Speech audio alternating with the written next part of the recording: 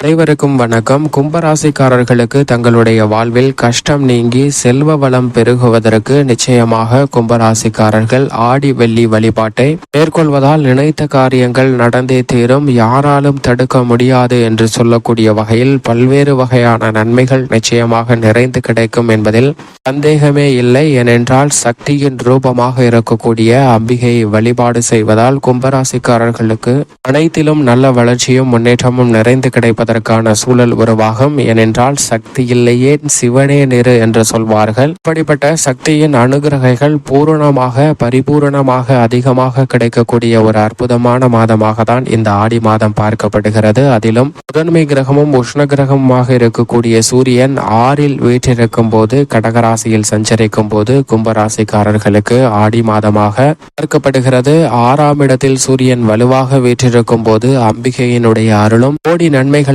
அள்ளித்தரக்கூடிய வகையில் உங்களுடைய வாழ்வில் பல மாற்றங்களை நிச்சயமாக ஏற்படுத்தும். ஜென்ம ராசியில் 7.5 சனியின் பிடியில் இருக்கக்கூடிய உங்களுக்கு நிச்சயமாக மிகப்பெரிய அளவில் அம்பிகையினுடைய வழிபாடு பல சிரமங்களை உங்களுடைய வாழ்வை விட்டு துரத்துவதற்கான யோகத்தையும், மகாலட்சுமி வழிபாட்டால் பல நல்ல வாய்ப்புகளை விரைந்து பெறுவதற்கான சூழலையும் கும்பராசிக்காரர்களுக்கு உருவாக்கி கொடுக்கும் என்பதில் சந்தேகமே இல்லை. இந்த நேரத்தில் நாம் வழிபட்டால் மட்டும்தான் நன்மை கிடைக்குமா, வழிபடவில்லை என்றால் நன்மை கிடைக்காதா என்று கேட்டால் நிச்சயமாக வழிபாடு செய்யவில்லை என்றாலும் அம்பிகையினுடைய அனுகிரகை உங்களுக்கு நிச்சயமாக உண்டு. நினைத்த காரியங்களை சிறப்பாக செய்யலாம். ஆனால் அதே சமயம் அழுத பிள்ளைதான் பால் கொடிக்கும் என்பார்கள். அதிலும் குறிப்பாக பால் கேட்டு அழுத பிள்ளைக்கு சீர்காழி படித்துறையில் பால் கொடுத்தவள் அம்பிகை. தர்மத்தை அளிக்கக்கூடிய சக்தியை, ஆற்றலை முருகனுக்கு கொடுத்தவர் அம்பிகை. எனவே சக்தி இல்லையே சிவனே நிறு என்று சொல்வார்கள். அப்படிப்பட்ட சக்தியை வழிபாடு செய்வதால் நமக்கு ரெட்டிப்பு நன்மை உண்டுங்க.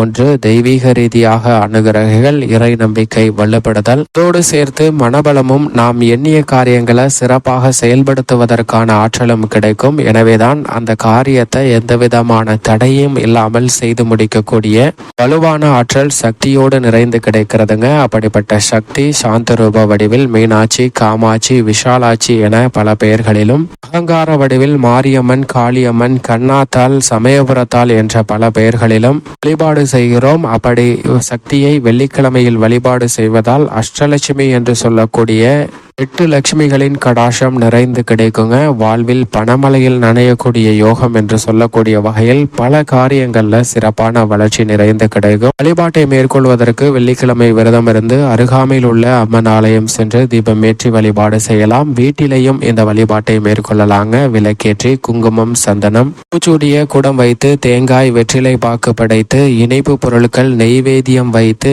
இந்த வழிபாட்டை மேற்கொள்ளலாம். அப்படி மேற்கொள்வதால் நிறைந்த நன்மை நிச்சயம் தங்களுடைய வாழ்வில் நிறைந்து கிடைக்குங்க. நீங்கள் எதிர்பார்க்கக்கூடிய காரியங்கள் வெற்றிகரமாக அமையும். திருமணம், புத்திரபாக்கியம் உள்ளிட்ட பல கனவுகள் பூர்த்தியாகும். கணவன் மனைவிக்கிடையே ஒற்றுமை பலுப்பெறுவதற்கான யோகம் நிறைந்து கிடைக்கும் என்பதில் சந்தேகமே இல்லை. கும்பராசிக்காரர்களுக்கு